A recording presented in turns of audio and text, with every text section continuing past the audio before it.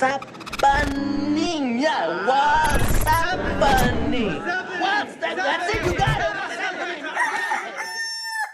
What is up, everybody? Welcome back to the BurnDown YouTube channel. This is the recap of LS Fest West 2022. We came, we saw, we conquered. I even have the shirt to prove it. So before we get started and get into some of this, I want to do some stories and things that happened that I didn't catch on film.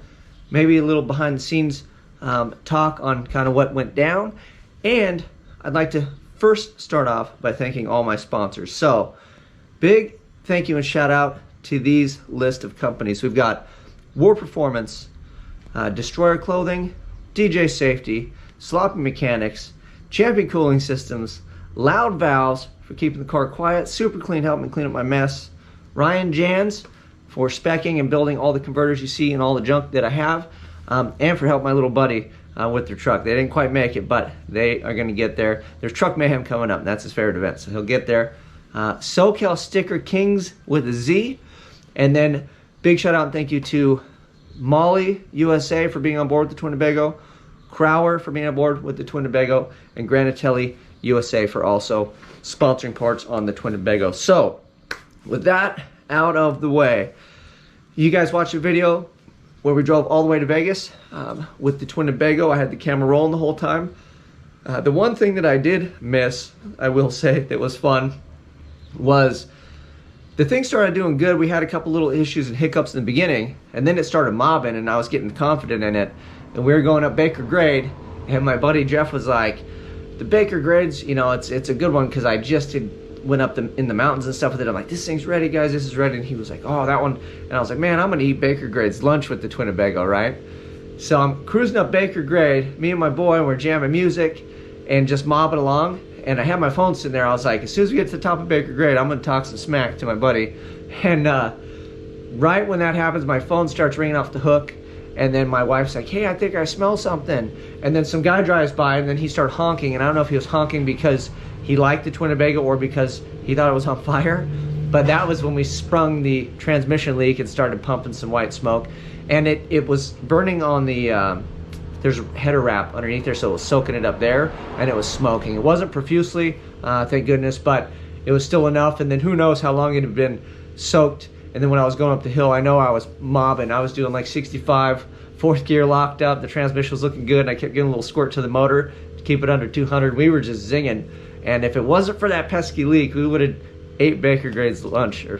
But didn't happen. Didn't get to eat Baker Grade's lunch. And yeah, I just looked like an idiot as usual. But it happens, and just don't tell anybody. And then the second fun thing was we were so late and far behind that after I sprung that leak, we kept stopping because I wanted to keep pulling and checking fluids, because now I have like PTSD from Rocky Mountain Race Week. So if I have a leak, I'm like, we got to have fluid, because that's how I roached the engine in the boom. And so we kept pulling over, but every time you pull over, and then it's like pee breaks and everything. So we were going, and my son's like, Dad, I got to pee. And I'm like, buddy, we don't have time, and I'm mobbing. So I convinced him, and he's Mr. Safety. So if you're going to take your seatbelt off and do something that's like not PC, like he thinks the police are going to come get him or whatever, and I'm like, you're in a motorhome, it's fine. I said, just be careful, and Dad'll go straight, and just go to the bathroom. We have a bathroom on board, you're fine. So he goes in there, and I keep driving, and I'm like, man, he's been there for a while, like maybe he's tearing it up. And then I start listening, and you can't really hear in the Winnebago because the wind, we had a side wind, and it whistles and stuff, and it's fairly loud in there, right? Stuff's kind of banging around, and we were booking pretty good. Well, he didn't know how to open the door, and I forgot. So he locked himself in there, and then he started kind of like panicking. He was beating on it, and he was yelling for help. So I felt bad, and I was talking to him, so I ended up having to pull over anyway, which is funny because I should have just been nice and pulled over to begin with. So it still got me. I still had to pull over, but it was pretty funny. He ended up being okay, but my wife and I laughed about it a little bit. I didn't make fun of him because I didn't want him to get like, upset about it, but we thought it was pretty funny that he locked himself in there. So that was on the way out there. We get to LS Fest. We were there Thursday. My buddies from War saved me a pit area, like way back in the back by the restrooms, and that's where we pit every year. It's funny because we're pretty much the furthest away from the crowds you can kind of get, which is kind of nice for one, and we're by the lanes where you enter for the drag racing, which is cool. But as far as the spectator goes, nobody's ever able to find me because I'm in such like in the back corner. So I think next year we're going to put up like an LED whip, and I'll put an Uncle Gus flag. That way, you can see it, you can come find me in the pits, because that's where we're going to be. They put, it's like the kid in the back of the class or the back of the bus. They just stuff the troublemakers in the back. So that's our spot. That was our space. War Performance saved me a good block right on the corner, so everybody had to drive around the Winnebago. So it was probably bad for a blind corner, but it was really good for visibility. So that was pretty cool. And the only pain in the butt thing, and I'm not complaining, don't get me wrong, and I knew this was coming, and I had to explain this to my wife beforehand, because I kind of knew, I thought it might happen, but it was better than I expected. The Twinnebago got a lot of attention, and I had to take a couple rides and take some people in it, which is perfect, because that's what I wanted to do. I wanted people to experience this thing, right? So we had a few different media outlets hit me up, so we had to unload the whole motorhome so stuff didn't flop and fly around, which I didn't really think about. I thought, I was like, we'll just pile people in and go. Well, we have too much stuff, and you can't have stuff flopping and falling on people, and So we would unload our whole life and put it on like the pit mat that we have, and my wife and kid and everybody, she would just sit on like our lawn chair stuff, and then I would just go mob off with our Winnebago, and then I'd come back and she'd back me in, and we'd kind of set it all up, and then the next group would come by. Oh my God. And I was like, you want to go for a ride? Of course they do. So here we go. And I did that Friday. I don't think we did that Thursday. Thursday we were too late. So Friday and Saturday we did that multiple times. And if you have a motorhome, you've been in a motorhome, like the food and stuff stayed in there, but like there's a lot of amenities. We had to fold the beds up and stuff, and make it presentable for pics and whatnot. So man, it was a lot of work by the end of the thing, just to convert it and then unconvert it and then shut all the propane, shut the fridge down, all the stuff, the generator, go mob it, and then you come back and set up, and then it felt like a couple hours later we were doing it again. So hopefully next year people will know where it is and they want to see it. I don't think we're, hopefully don't have to give out rides to a bunch of people. I mean, we'll see what kind of media and stuff is there, but the people that are on board that captured the thing, I want to leave it a surprise for you guys. I want you guys to find out and see for yourself who was actually excited about the thing. But I will say they are two big names, and they're very excited, and hopefully they share stuff and it comes across really well and you guys enjoy it. Sorry for the air pressure. That's the neighbor doing some stuff. But we had a great time. The car came around. I ended up finding my fuel issue. We replaced the pump. I did all that Thursday at the track, and then we just started real soft, and we were just doing, 1.5 60 foots and just rolling out. We weren't getting crazy with the boost. I added a couple extra pounds right at the end so we could click off at 140. And we went 143, so we went 9.5 at 143 with the exact same 60 foot because we weren't leaving under power or anything. So the car did phenomenal. We didn't really beat anything up, shake anything down. Once I got it to run, I didn't even touch really the tune. I just kind of went up with the boost. We were on gate all day Friday, and then Saturday I put a few extra pounds on it just to go. So the car did phenomenal. I'm glad I have a running car, and now I have a base to start with, because everybody would always ask when you're going to turn up and do this and that, but I would get it running and then I would have issues with it, and then stuff would fall off, and I would clean the fuel system and stuff, because that would always be the problem. And then I would kind of be like, it can't be that I just fixed it. And it was always that. So now that we've kind of licked that thing, I really feel like we can be consistent. We can go back to the start, put it back on like 10 pounds boost, which is like nothing. It's fine. And then work on building boost on the line, work on launch, work on shock settings, because I need the whole short half of the track to really turn around in order for that car to go fast. Most people know that drag race, that the front half of the track is really the race. The back half is just, you're on cruise control for the most part, 9 times out of 10. So we really need to work on the short track portion of it. We need it to come alive. We need to leave under power, wheels up, and then just doing its thing.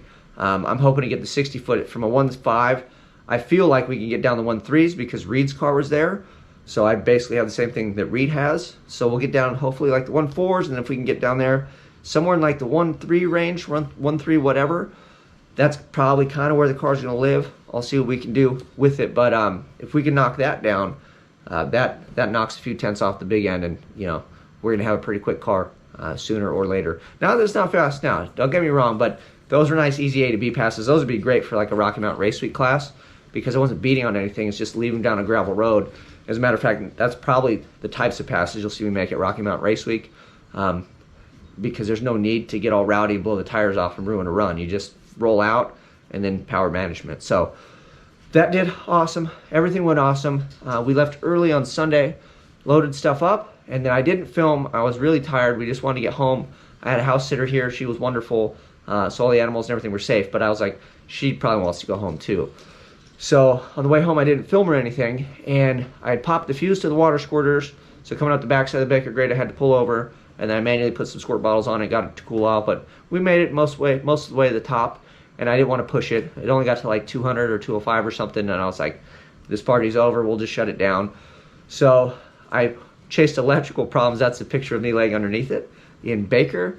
And then I found that I was lazy, as usual, and I picked the wire that I have.